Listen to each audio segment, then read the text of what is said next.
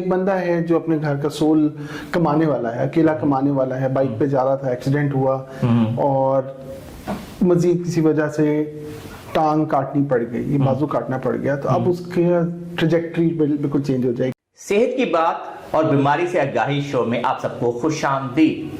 मैं हूं आपका मेजबान डॉक्टर इरफान अहमद और आप देख रहे हैं APRC health and physiotherapy YouTube channel. इस वीडियो के अंदर हम डिस्कस करेंगे एक बहुत ही अहम टॉपिक, जिसके अंदर हो सकता है किसी का हाथ काटना पड़ जाए, किसी का बाजू काटना पड़ जाए, हो सकता है किसी की टांग काटनी पड़ जाए। इसको बेसिकली मेडिकल के अंदर एम्पुटेशन बोलते हैं। इस वीडियो के अंदर हमारे साथ मौजूद हैं डॉक्टर उस्मान जमील। आप एक वेस्कुलर सर्जन हैं, गुज़श्ता 15-16 साल से शोबा सर्जरी से मुंसलिक हैं। हम उनसे पूछेंगे कि एम्पुटेशन क्या है, ये कितनी तरह की होती है और इसकी वजूहात क्या होती हैं। ये दिन में किए, ये हमारा एक इंट्रोडक्टरी सेशन है। वीडियो के नेक्स्ट सेशन के अंदर हम कोशिश करेंगे 2-4 वीडियोस इस टॉपिक के ऊपर बनाएं, ताकि आप एम्पुटेशन के बारे में मुकम्मल तौर पे आगाही हो सके, आपको ये समझ आ सके कि एम्पुटेशन की मुकम्मल रिहेबिलिटेशन कैसे पॉसिबल है। तो आइए डॉक्टर उस्मान जमील से पूछते हैं कि एम्पुटेशन बेसिकली है क्या। जी अस्सलाम वालेकुम। अच्छा जी, एम्पुटेशन जिसम के किसी भी हिस्से का कट जाना एम्पुटेशन कहलाता है। अब वो उंगली का छोटा सा पार्ट हो, पूरी उंगली हो, वो हाथ का कुछ पोर्शन कट गया, पूरा हाथ कट गया जी, बाजू कट गया, ऊपर से बाजू कट गया, सेम इसी तरह टांगों का इस तरह कट जाना, ये इसको हम कहते हैं कि लिम्ब एम्पुटेशन।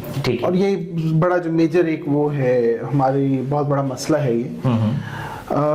वजह ये है कि जब एक एम्पुटेशन होती है, वो खाली ये नहीं होता कि एक मरीज की जिंदगी पे या एक बंदे की जिंदगी पे फर्क पड़ रहा है। अब एक बंदा है जो अपने घर का सोल कमाने वाला है, अकेला कमाने वाला है, बाइक पे जा रहा था, एक्सीडेंट हुआ और मजीद किसी वजह से टांग काटनी पड़ गई, ये बाजू काटना पड़ गया, तो अब उसकी ट्रेजेक्टरी बिल्कुल चेंज हो जाएगी। बिल्कुल सही है। जो है इसका लाइक फैमिली को अब कुछ और देखना पड़ेगा। हो सकता है वो अपनी कारोबार, अपनी जो है रोजी रोटी के जरिए वो खो बैठे, सही, और उसको दूसरों की हेल्प की जरूरत हो अपने नॉर्मल रूटीन के काम करने में, तो इट्स अ बिग चेंज, बहुत बड़ा चेंज होता है ये किसी भी उसमें। तो इट्स बहुत सारी जो है वजूहात हैं इसकी, बहुत सारी प्रॉब्लम्स की वजह से। पहले हमें ये बताइए कि ये जो एम्पुटेशन है ये कितनी तरह की होती है, मतलब कि अगर हम इसको टाइप्स में डिवाइड करें तो बेसिकली टाइप्स में डिवाइड करें तो इसमें बेसिकली 2 तरह की एम्पुटेशंस होती है। एक माइनर एम्पुटेशंस होती है और एक मेजर एम्पुटेशंस होती है। उंगली का कोई पार्ट कट जाना, ठीक है, या हाथ का कुछ हिस्सा कट जाना, जिसमें फंक्शन मेजर मेंटेन रहे, सही, मतलब कि आप काम काज कर सकें। इसी तरह टांग पाँव की उंगलियों का कट जाना या पाँव का आधा कट जाना, जिसमें आप चल फिर रहे हैं, आप अपना रूटीन सारा काम कर सक रहे हैं, ये माइनर एम्पुटेशन सही है। लेकिन अगर खुदा ना खास्ता पूरा हाथ कट गया, सही है, पूरा पाँव कट गया, सही, काटना पड़ गया, गोडे के नीचे से टांग काटनी पड़ गई, गोडे के ऊपर से टांग काटनी पड़ गई, तो इसको मेजर लिम्ब एम्पुटेशन कहते हैं, सही है। जिसमें जो भी मरीज है उसको किसी न किसी किस्म के मसनूई अज़ा की जरूरत पड़ सकती है, मसनूई हाथ की, मसनूई टांग की जरूरत पड़ सकती है, तो वो मेजर लिम्ब एम्पुटेशन होती है। बिल्कुल सही है। अच्छा, अब हमें डॉक्टर उस्मान बताइए कि इसके वजूहात जो आपके पास मरीज आते हैं वो किस तरह के होते हैं, उनके अंदर क्या क्या आप कॉमन इश्यूज देखते हैं कि इस वजह से उनको एम्पुटेशन की जरूरत पड़ती है? देखिए, मेन 4 जो है ना रीजंस में, कैटेगरीज में हम डिवाइड करते हैं, सही। सबसे टॉप के ऊपर होती है trauma, road side accident, trauma. जिस तरह हमारे गांव में मतलब मैंने एक टाइम पे एज अ डिस्ट्रिक्ट सर्जन काम किया, तो वहां पे बहुत कॉमन था कि जी छोटा बच्चा या कोई बड़ा आ गया कि जी वो यूज कर टोका चलाते हैं, टोके के अंदर हाथ आ गया और वो उसी वक्त ही जाया हो गया। अब आप देखें, सोचे ना कि एक 5-6 साल का बच्चा जिसने अभी जिंदगी में कुछ देखा ही नहीं है और उसकी एकदम हाथ कट गया, तो उसके लिए कितना ट्रॉमेटिक है, उसकी जिंदगी कितनी तब्दील हो गई इस बात पे। ये बड़ी कॉमन इंजरी है। एक तो ये, दूसरा जो मोटर व्हीकल एक्सीडेंट्स हैं, जो हमारी गाड़ियों के, बाइक्स के एक्सीडेंट्स हैं, वो एक बहुत बड़ी रीजन है, सही है। उसके अलावा और किसी टाइप का ट्रॉमा, के कोई छत से गिर गए, कोई इस तरह के मसाइल, फैक्ट्री में काम कर रहे थे, कोई सरिया आके लग गया जिससे चोट इतनी लग गई, इस तरह के ये सारा कुछ ट्रॉमा की कैटेगरी में आता है, सही है। नंबर 2 के ऊपर जो चीज आती है वो आती है peripheral vascular disease. Peripheral vascular disease क्या है? पेरिफेरल वैस्कुलर डिजीज ये है कि उम्र के साथ या बीमारियों की सूरत में, जिस तरह सबसे टॉप के ऊपर जिसमें डायबिटीज है, शुगर है, शरीयानें सुकड़ गई, सुकड़ती चली गई, और खून की सप्लाई कम होती चली गई, आगे गैंग्रीन हो गई, पाँव टांगे या पाँव काले पड़ना शुरू हो गए, और जिसकी वजह से फिर अगर उसको टाइमली आप कंट्रोल नहीं करेंगे तो काटना पड़ सकता है, एम्पुटेशन की जरूरत पड़ सकती है। फिर इसी कैटेगरी में ही एक तीसरी चीज आती है कि जिस्म में, इसको हम कहते हैं एक्यूट लिम्ब इस्कीमिया।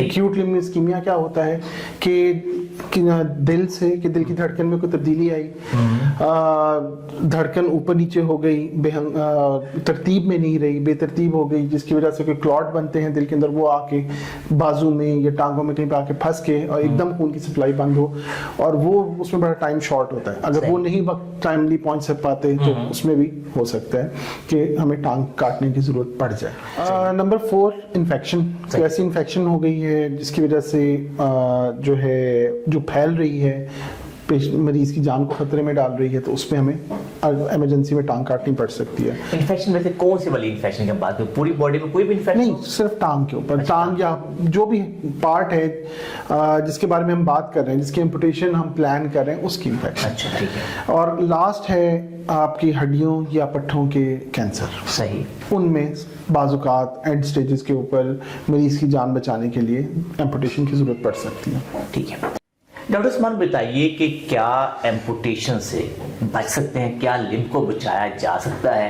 क्योंकि ये जिम्मेदारी साफ जाहिर है कि किसी भी फैमिली के लिए ये बहुत बड़ा अलमिया होता है कि अगर वो डॉक्टर के पास पहुंचे और वो ये कह दे कि भाई आपका हमें हाथ काटना पड़ेगा, आपकी उंगली काटनी पड़ेगी, आपका पाँव काटना पड़ेगा, तो आप प्लीज इसके बारे में रखें। जी बिल्कुल बचाया जा सकता है, इसमें कोई दो राय नहीं है जी कि बिल्कुल बचाया जा सकता है। इवन ये पॉइंट है कि जैसे अभी मैंने जिक्र किया कि टोके में हाथ आ जाते हैं, तो हमारे अब यहाँ पे ऐसे हैंड सर्जन्स आ चुके हुए हैं जो हाथ को इस तरह रिकंस्ट्रक्ट कर देंगे, दोबारा बना देंगे कि और कुछ नहीं तो अंगूठा और एक उंगली या अंगूठा और ये पाम, ये इनके फंक्शन वापस मिल जाए। इसी तरह अब वो बचाव, क्योंकि एक ट्रॉमेटिक इंजरी है, चोट लगी थी, जो नुकसान होना था वो हो चुका है, लेकिन हमारा कंसर्न है कि वो बच्चा या मर्द और औरत अपना कोई ना कोई काम उस हाथ से कर सकें, तो सर्जन, हैंड सर्जन मौजूद हैं। डायबिटीज की बात करते हैं, डायबिटीज के अंदर अगर हम अच्छा डायबिटिक कंट्रोल रखें, टाइमली इंटरवीन कर लें, क्योंकि बीमारी की वजह ये है, इसमें टांग कटने की वजह ये है कि या तो इन्फेक्शन होती है या खून की कमी होती है। इन चीजों को अगर हम टाइमली कंट्रोल करें तो उधर भी हम बच सकते हैं। ट्रॉमा की सूरत में, चोट की सूरत में, एक्सीडेंट की सूरत में क्या होता है कि हड्डी टूटी है, हड्डी के साथ जी आर्टरी जो है, शरेयान है, उसकी चोट लग गई है जो सही टाइम पे पकड़ी नहीं गई, और हड्डी को देखते रहे, हड्डी ठीक कर ली, लेकिन 2 दिन बाद 3 दिन बाद पता लगता है कि पाँव काला पड़ना शुरू हो गया, बिकॉज अब देर हो चुकी थी। सही। तो अगर उस साइड पे ये है कि वहां पे देर ना की जाए तो टांग बचा या हाथ बचाया जा सकता है। तो मेन जो चीज, जो मेन फैक्टर है इन सारी चीजों के अंदर, वो ये है टाइम। एक लिमिटेड टाइम फ्रेम होता है जिसके अंदर हम बचा सकते हैं, खुसूसी तौर पे जब शरेयान की चोट लगी हो या वरीद की चोट लगी हो। यानी कि आप ये कहना चाह रहे हैं कि अगर फर्ज करें किसी को रोड साइड एक्सीडेंट हुआ है, उसकी टांग पे चोट लगी है या किसी बाजू पे चोट लगी है, तो with an hour and so, यानी कि 1 से 2 घंटे के अंदर अंदर किसी अच्छे वेस्कुलर सर्जन को, किसी अच्छे सर्जन को उसकी कम से कम एट लीस्ट ब्लड सप्लाई जरूर चेक कर लेनी चाहिए। जी बिल्कुल, जरूरी नहीं वैस्कुलर सर्जन हो, अच्छा, ये जरूरी है कि एक्सपीरियंस सर्जन हो। सही। जो इस बात को मद्देनजर रखे कि मैंने खाली हड्डी पे ही जोर नहीं देना, सही है, या मैंने खाली जो चोट ऊपर नजर आ रही है उसको नहीं देखना, मैंने आर्टरीज को भी देखना है, मैंने वेन्स को भी देखना, ब्लड वेसल्स को जरूर देखना है, और अगर फॉर एग्जांपल नीचे नब्ज नहीं आ रही तो फिर मैंने अब वैस्कुलर सर्जन को इन्वॉल्व करना है कि वो आके देखे, चेक करे, उसको असेस करे कि अभी अर्जेंट, क्योंकि हमारे पास हार्डली 5 से 6 घंटे होते हैं। अच्छा। 5 से 6 घंटे के टाइम के अंदर अगर तो सप्लाई बहाल हो जाए, सही, तो कोई असर देर पास रात नहीं होते, यानी कि मतलब कि लिम्ब को बचाया जा सकता है, अभी इनके डेड नहीं होते टिश्यूज और वापस हो सकते हैं। बिल्कुल, ठीक है, बिल्कुल हो सकते हैं। तो नाज़रीन, आपने देखा कि डॉक्टर उस्मान ने हमें ये बताया कि कितनी तरह की एम्पुटेशन होती है, इसकी वजूहात क्या होती है, उसे कैसे बचा जा सकता है। नाज़रीन, अगर आपकी फैमिली में किसी को चोट लगती है, रोड साइड एक्सीडेंट होता है, तो ये जरूर कोशिश करें कि अच्छा समझदार सर्जन हो। अगर आपका सर्जन जो है सिर्फ बोन पे फोकस कर रहा है तो आप मेहरबानी करके उसे कहें कि लाजमी तौर पे उसकी ब्लड वेसल को जरूर चेक करे, उसके अगर हाथ पे है नब्ज चेक करे, पाँव पे नब्ज चेक करे, ताकि कहीं देर ना हो जाए, 5 से 6 घंटे मिस ना हो जाए और आपको फिर एम्पुटेशन की करवाने की जरूरत ना पड़ जाए। ये ध्यान रखिए, एम्पुटेशन के ऊपर हमारी ये सीरीज थी, ये हमारा पहली वीडियो है। इंशाल्लाह नेक्स्ट वीडियो के अंदर हम आपको ये बताने की कोशिश करेंगे कौन से ऐसे पेशेंट होते हैं यहाँ पे एम्पुटेशन की लाजमी जरूरत होती है, और फिर उसके अंदर भी बहुत जरूरी है कि क्या एम्पुटेशन करते हुए टीम वर्क कैसा होना चाहिए, आर्थोपेडिक सर्जन, वेस्कुलर सर्जन या फिर कुछ और टीम मेंबर होने चाहिए। मैं उम्मीद करता हूं कि एम्पुटेशन के ऊपर आपको हमारी वीडियो पसंद आई होगी। अगर आपको ये वीडियो पसंद आई है तो इसको लाइक और शेयर कीजिए, हमारे चैनल को सब्सक्राइब कीजिए और बेल आइकन को जरूर क्लिक कीजिए ताकि आपको हमारी नई वीडियोस के बारे में आगाही हो। अल्लाह हम सबका हामी और नासर हो। अल्लाह हाफिज।